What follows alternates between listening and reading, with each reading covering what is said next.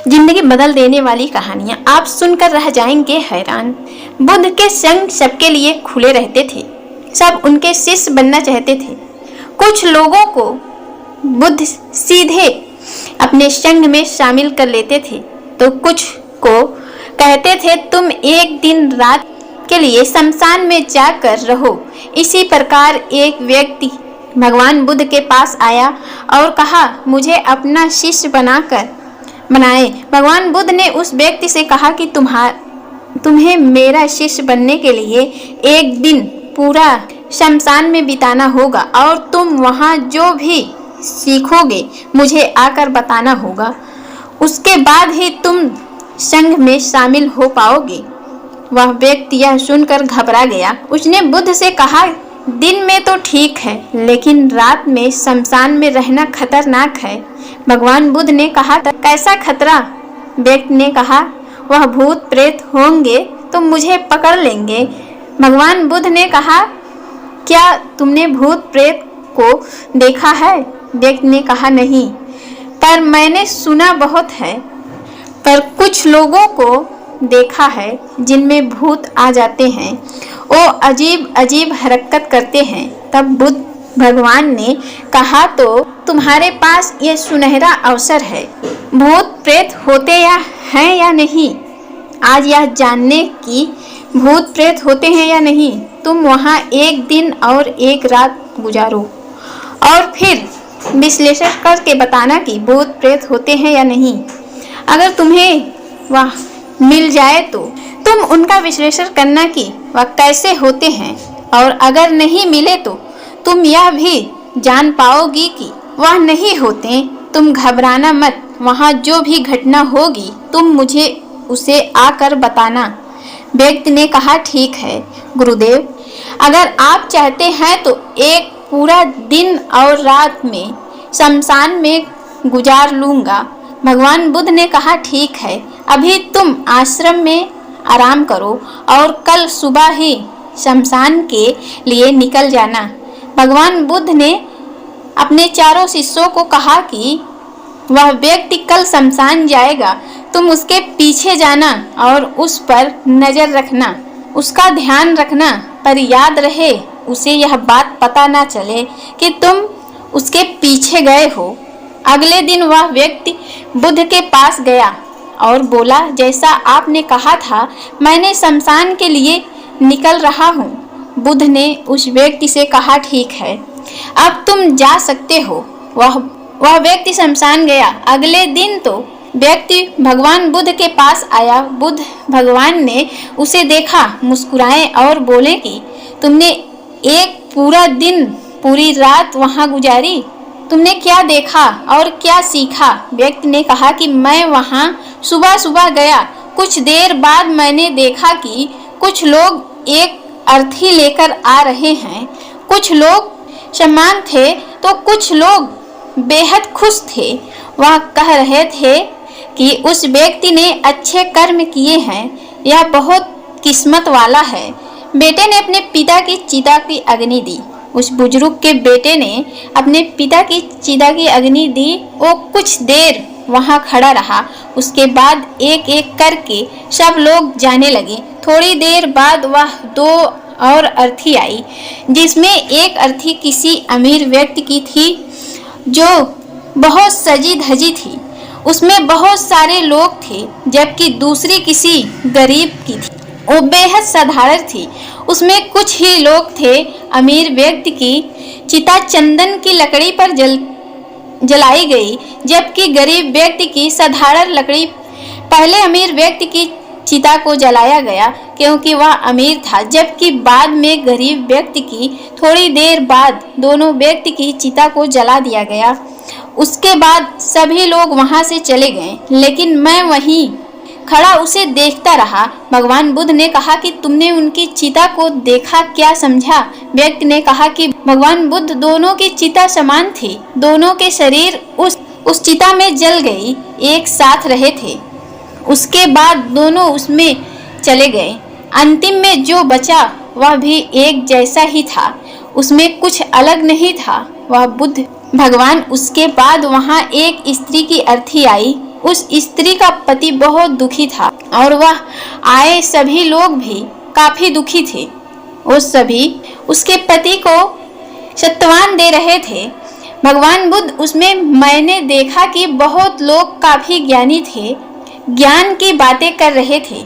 एक दिन सबको आना ही है। वह सब महाज्ञानी कह रहे थे कि यहाँ तो एक दिन सबको आना ही है। जीवन में हमें ज्ञानता और परोपकार से जीना चाहिए। किसी को कभी भी कष्ट नहीं देना चाहिए। धन के पीछे हमेशा भागकर कुछ नहीं होता। अंतिम में हम सबको एक दिन शमशान में जाना ही होता है। उसके बाद वहाँ कोई नहीं आया और मैं पूरी रात वहीं पर रहा और अगली सुबह आपके पास आ गया। भगवान बुद्ध ने पूछे, तुम्हें वहाँ कोई भूत प्रेत दिखा? व्यक्ति ने कहा कि नहीं, मुझे वहाँ कोई भूत प्रेत नहीं दिखा। पूरी रात मैं अपने आप से डरता रहा, पत्तों से डरता रहा, जानवरों की आवाज़ों से डरता रहा, लेकिन पूरी रात में मुझे कोई भी भूत प्रेत नजर नहीं आए। भगवान बुद्ध ने उस व्यक्ति से कहा, ठीक है, अब तुम जाओ और आश्रम में आराम करो। कल फिर एक दिन और पूरी रात तुम्हें शमशान में बिताना होगा। वह व्यक्ति यह सुनकर बोला, आप कैसी बातें कर रहे हैं? आपके कहने पर आज मैं पूरा दिन पूरी रात वहाँ पर रुका। वह समय मैंने कैसे काटा है मैंने ही जानता हूँ। अब मैं दोबारा वहाँ नहीं जाऊँगा। भगवान बुद्ध ने कहा कि देखो, जो खास चीज तुम्हें वहाँ जाकर मिलनी है वह तुम्हें अभी तक नहीं मिली है। तुम एक दिन और वहाँ रुको, एक रात और वहाँ रुको, तुम्हें वह आवश्यक मिल जाएगी। व्यक्ति कहता है, ठीक है। भगवान बुद्ध का आशीर्वाद लेकर मैंने आपके कहने से एक बार और चला जाता हूँ। यह कहकर वह व्यक्ति आश्रम में आराम करने लगा। अगले दिन वह व्यक्ति फिर भगवान बुद्ध का आशीर्वाद लेकर वहाँ से शमशान के लिए चला गया। एक दिन पूरा रात बिताकर वो अगले दिन फिर भगवान बुद्ध के पास आया। भगवान बुद्ध ने पूछा, तो तुम्हें वह चीज मिली? व्यक्ति ने कहा कि हाँ, मुझे वह मिल गई। बुद्ध ने पूछा, तो बताओ तुम्हें वह क्या मिला? व्यक्ति ने कहा कि मैंने देखा कि कुछ लोग शाम को मुझे अर्थी पर लेकर आ रहे थे।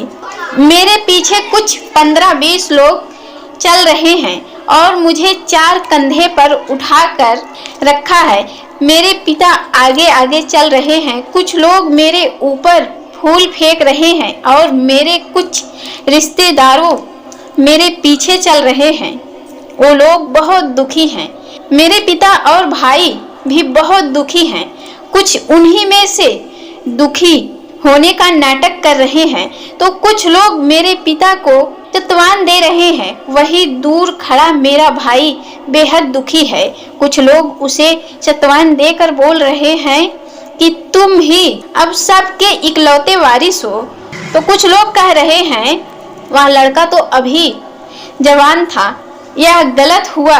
वह लड़का तो अभी जवान था, अभी तो उसने कुछ देखा भी नहीं था, या और उसके साथ ऐसी घटना हो गई। तभी मुझे अर्थी पर लेटा दिया गया और सारा क्रिया काम किया जाने लगा। मैं यह सब अर्थी पर लेटे लेटे देख रहा था। मैंने उस अर्थी से उठना चाहा, लेकिन मैंने उठ नहीं सका। मैं सांस लेना चाहता था, लेकिन सांस नहीं ले पा रहा था, क्योंकि मेरे अंदर सांस नहीं थी। मैं अपने पिता को गले लगाना चाहता था, लेकिन मैं उठ नहीं सकता था। मैं अपने भाई को गले लगाना चाहता था, उसे कहना चाहता था कि तुम माता पिता का ध्यान रखना, लेकिन मैं बस लेटा देख रहा था, कुछ कर नहीं सकता। उसके बाद मेरी चिता पर लकड़ियां सजाई जा रही थी। मेरा मुंह भी ढक दिया गया। मुझे अब उस चादर के पार कुछ नहीं दिखाई दे रहा था। फिर उसके बाद मुझे गर्मी महसूस होने लगी। फिर मैंने देखा कि मुझे जलाया जा रहा है।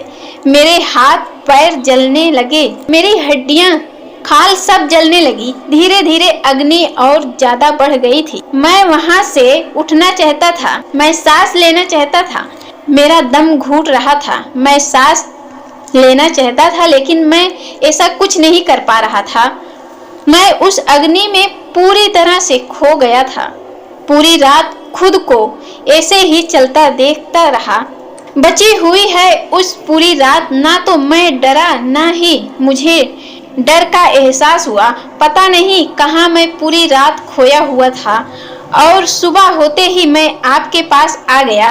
भगवान बुद्ध ने मुस्कुराए और बोले कि अब तुम संघ में शामिल हो सकते हो और वास्तव में ध्यान और ज्ञान होने के लिए ध्यान का बीज अंदर होना बहुत जरूरी है। वो बीज तुम्हें वहां कल रात मिला जब तुमने जाना कि वह सब कुछ नश्वर है।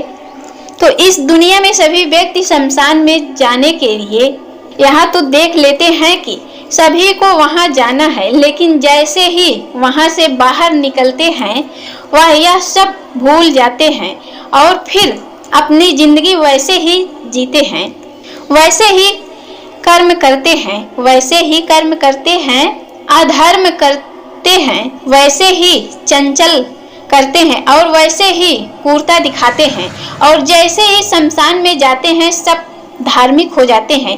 पहली बार जब तुम शमशान में गए तो तुम भी उन्हीं ज्ञानी व्यक्तियों की तरह थे जैसे कि वह सभी महाज्ञानी व्यक्ति आते हैं और जैसे तुम दोबारा वहां गए और आज वापस आ गए हो तो तुम्हारे अंदर भी ज्ञान का बीज उत्पन्न हो गया है। हम तब तक जीवन को नहीं समझ सकते जब तक हम मृत्यु को नहीं जानते। जो व्यक्ति बीमार है वही स्वस्थ है, महत्व को समझता है। जो ध्यान का बीज तुमने कल रात पाया और उसे तुम्हें लक्ष्य बनाना है, ऐसा विशाल लक्ष्य तुम्हारे अंदर उत्पन्न होगा जो सभी को ध्यान को छांव से परिपूर्ण करेगा। तो दोस्तों, आपने यह सीख इस कहानी से कमेंट में लिखकर जरूर बताना कि आपको ये कहानी कैसी लगी।